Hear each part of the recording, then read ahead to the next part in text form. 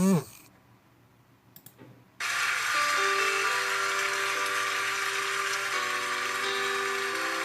mais alto para se estar, Senhor, é aos teus pés. É onde eu quero estar.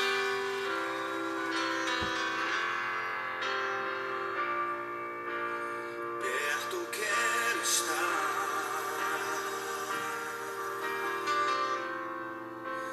junto aos teus pés,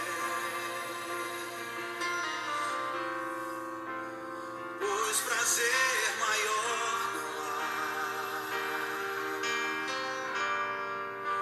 que me render e te adorar. Tudo que há em mim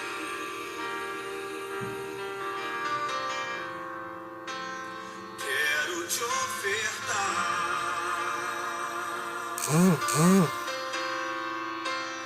Mas ainda é pouco, eu sei, se comparado ao que ganhei.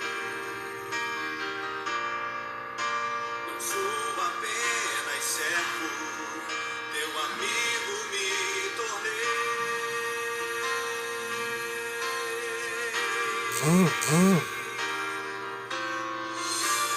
Te louvarei, não importam as circunstâncias, adorarei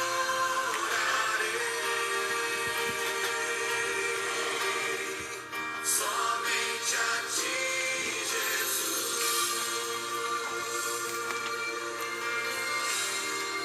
As mulheres declaram.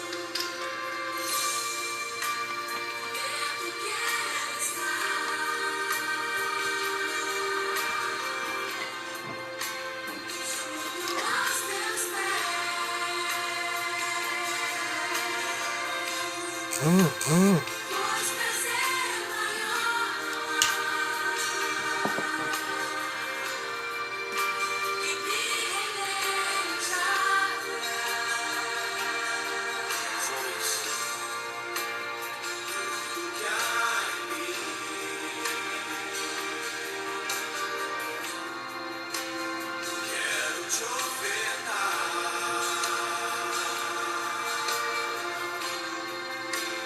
mas ainda é pouco, sei, se comparado ao que ganhei. Como ele, Senhor, declara: não sou apenas servo, teu amigo me tornei.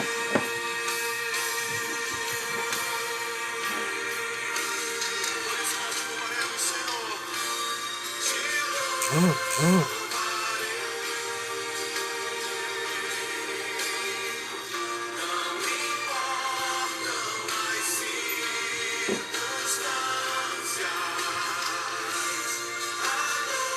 adorarei somente a ti, Jesus.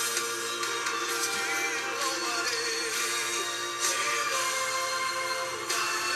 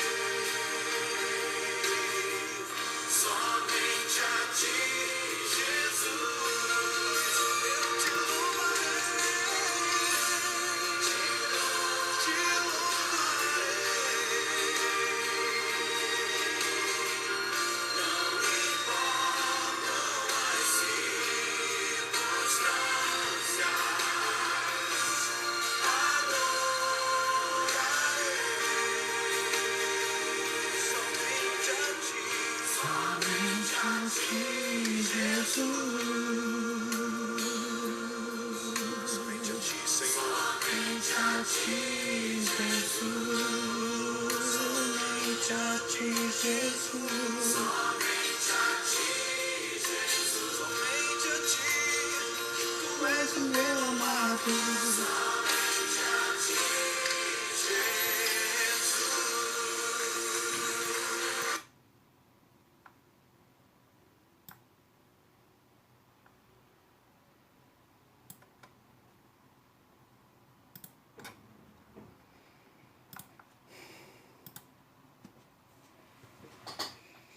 Boa noite, irmãos e irmãs, né? Boa noite a você que me acompanha aqui nesse canal do YouTube ou no grupo aí do WhatsApp da Igreja Batista de Marco 2. Agradeço a Deus pela sua vida, na esperança sempre de que esteja tudo bem com você e com a sua família, que você esteja se cuidando da sua família, cuidando do seu próximo.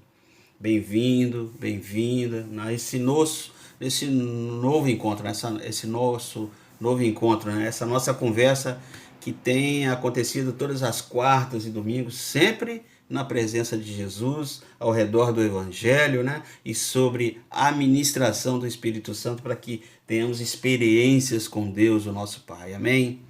Eu, nesse momento, quero orar com você. Eu convido você a orar comigo mais uma vez. Vamos orar? Feche seus olhos aí onde você estiver. Obrigado, Senhor, pela Tua palavra. Obrigado por mais esse encontro. E obrigado pelo que o Senhor tem feito nas nossas vidas. Aleluia. Obrigado pela Tua misericórdia que nos tem sustentado. Obrigado pela Tua bondade e a Tua graça. Fala conosco nessa noite e guia-nos, Senhor, a Tua verdade. Guia-nos a vida. Te pedimos assim, Pai, em nome de Jesus. Amém e amém. Amém, meus irmãos, glória a Deus. Tenho dito que esse tempo em que estamos ficando em casa aí por conta dessa pandemia, né?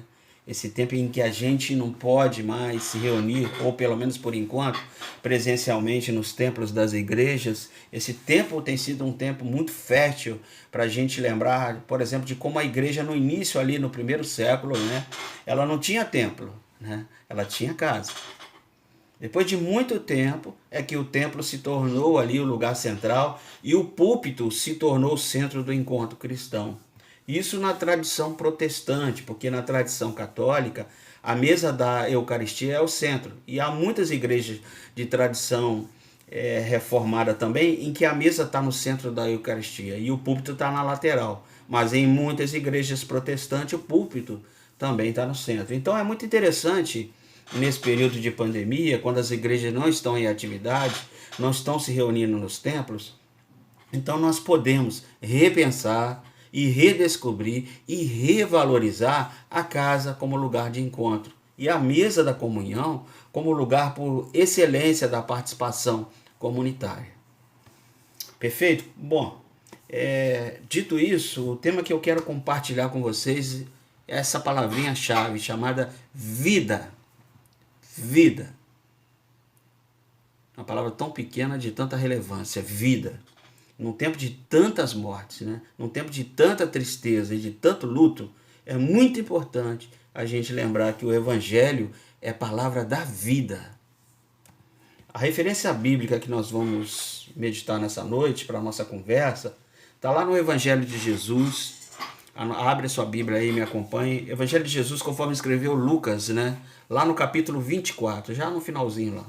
Lucas, capítulo 24, versículo 5, desculpa, parte B desse versículo 5, que é exatamente o texto quando as mulheres vão ao túmulo de Jesus, ali ao sepulcro, ao santo sepulcro, e lá um anjo lhes diz o seguinte: por que vocês estão procurando entre os mortos aquele que vive?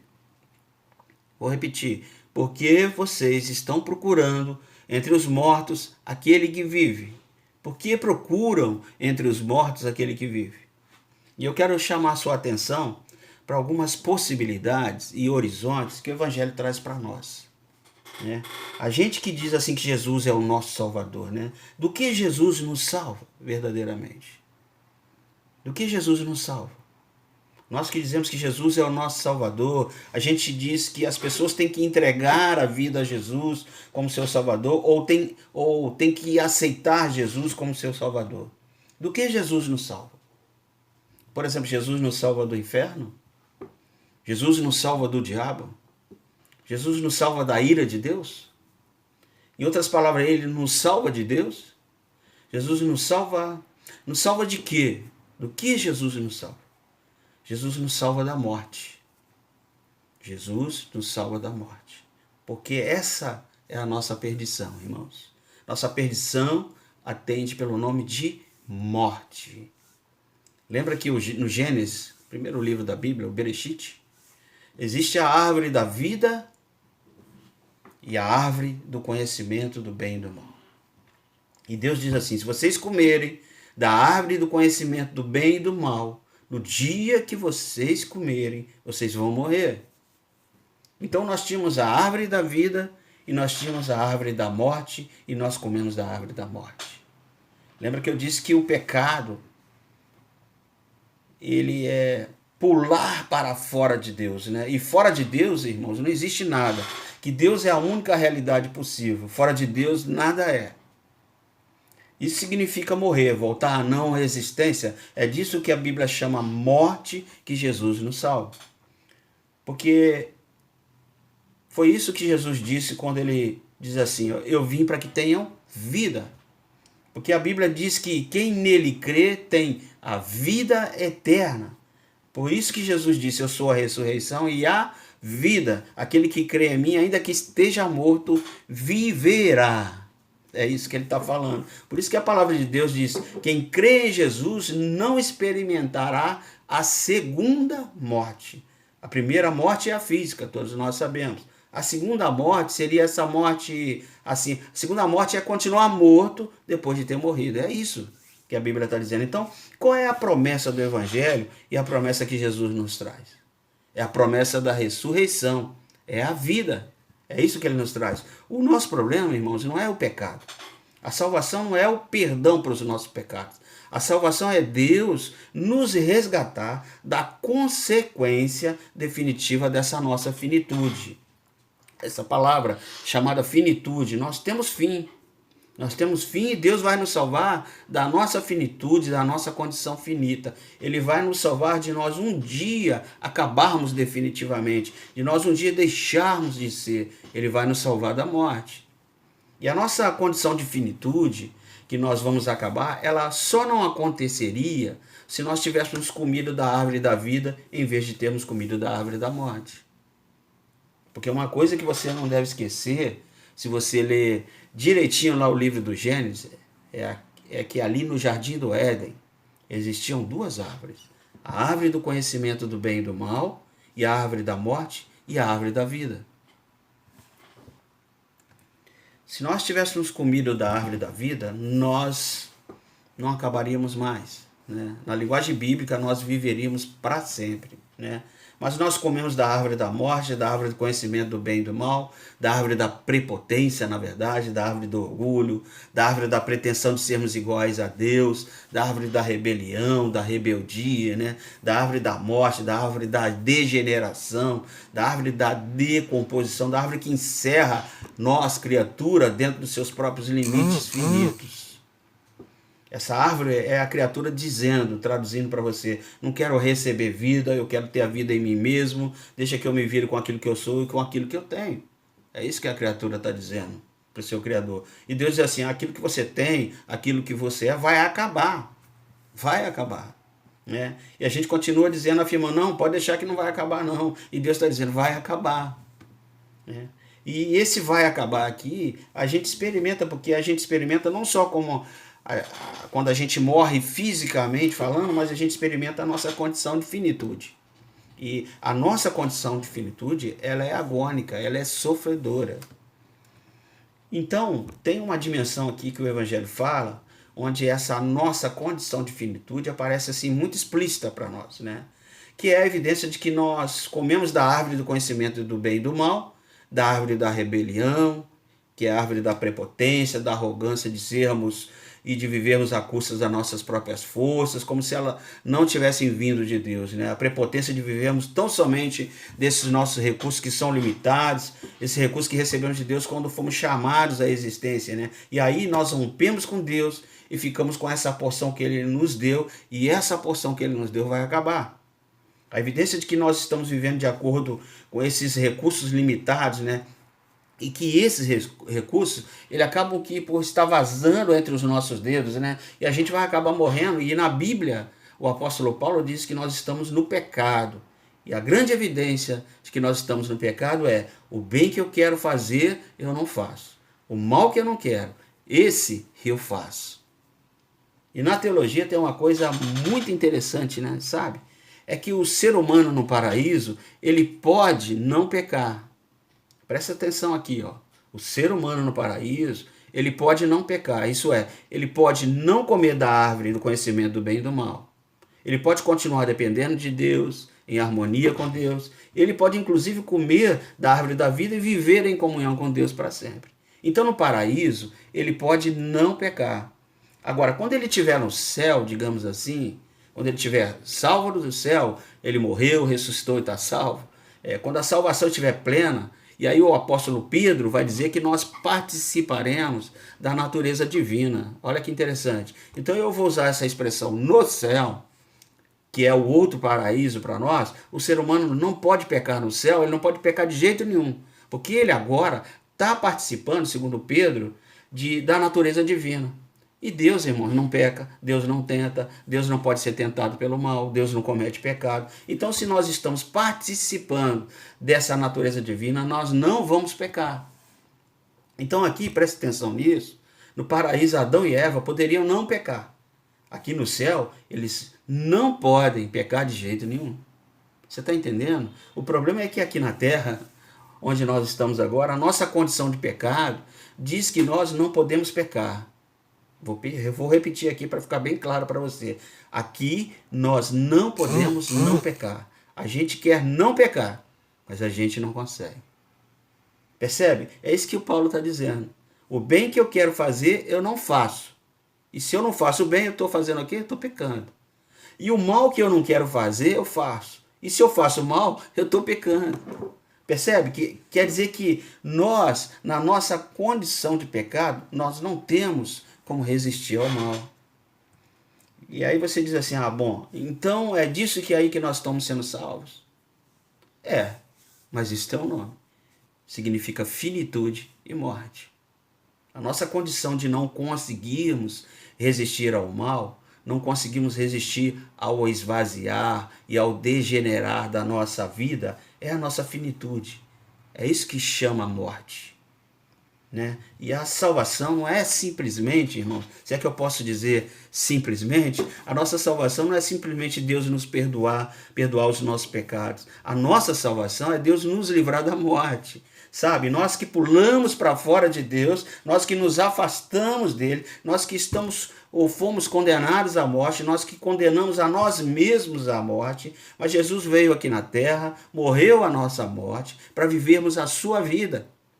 Ele vai nos trazer de volta para a vida. Aleluia. Glória a Deus por isso. Por isso tem um teólogo ortodoxo russo chamado Paul Evdokimov. O nome é estranho, né? É russo, né? Paul Evdokimov. E ele diz uma das coisas mais lindas que eu já vi. Ele diz que a cruz do Calvário é a árvore da vida plantada no Monte Calvário.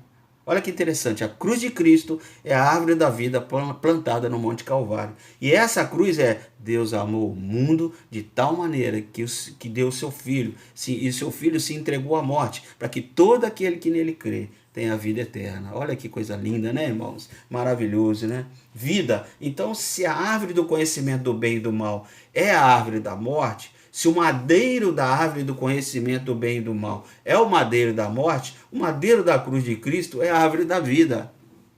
É em Cristo que nós temos vida. E é disso que Jesus nos salva, irmãos. Glória a Deus. Por isso o anjo pergunta: por que vocês, mulheres, estão procurando na morte, entre os mortos, aquele que vive? E aqui a gente tem um segredo, uma chave muito interessante da palavra de Deus que o Espírito Santo revela a nós. O que é a morte? Nós sabemos que a morte é o salário do pecado. E Jesus não pode continuar morto. Sabe por quê, irmão? Porque ele não tem pecado. Percebe que coisa linda?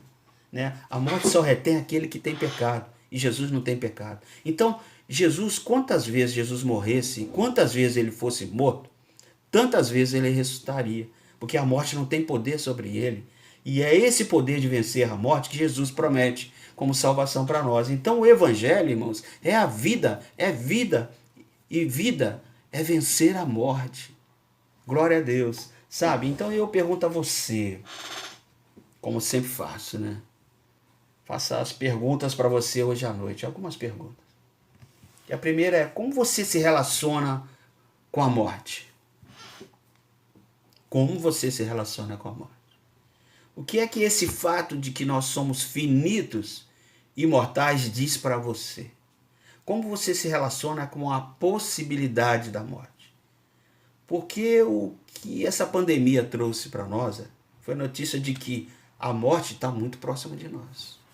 Né? Quantas notícias você tem tido aí sobre pessoas que morreram, pessoas muito próximas a você?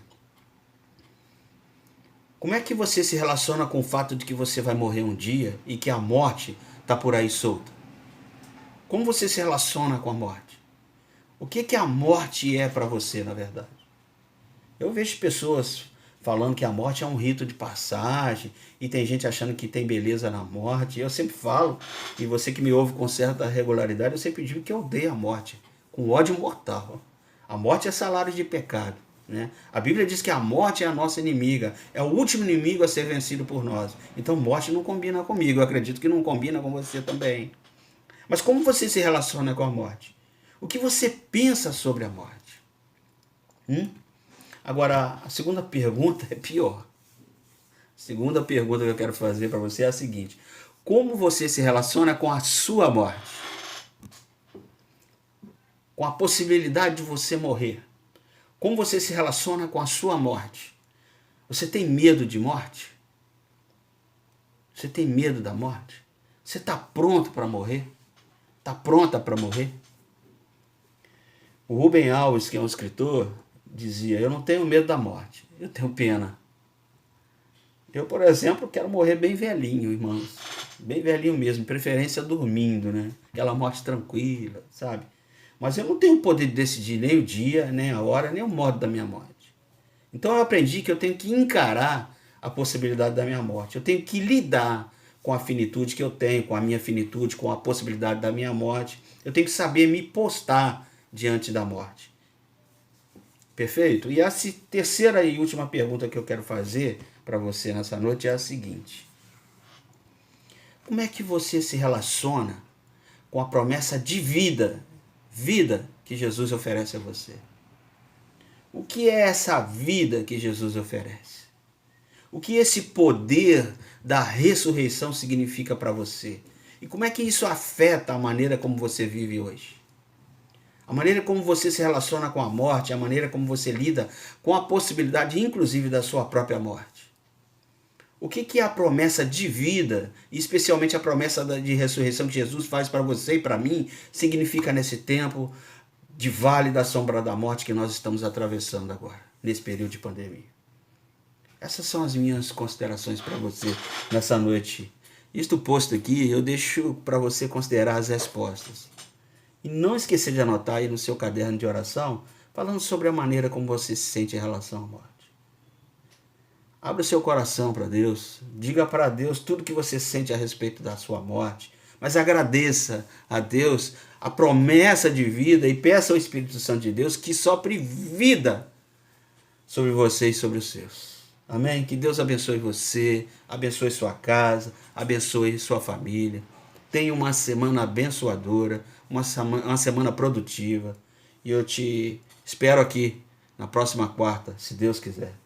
Que a maravilhosa graça salvadora do Senhor Jesus, o grande amor de Deus o Pai, a amizade profunda com o Espírito Santo de Deus, seja com todo o povo de Deus espalhado pela face da terra, mas principalmente com esse Senhor que entende a promessa de vida que o Senhor preparou para nós. Em nome de Jesus. Amém. Que Deus te abençoe e te guarde sempre. Amém.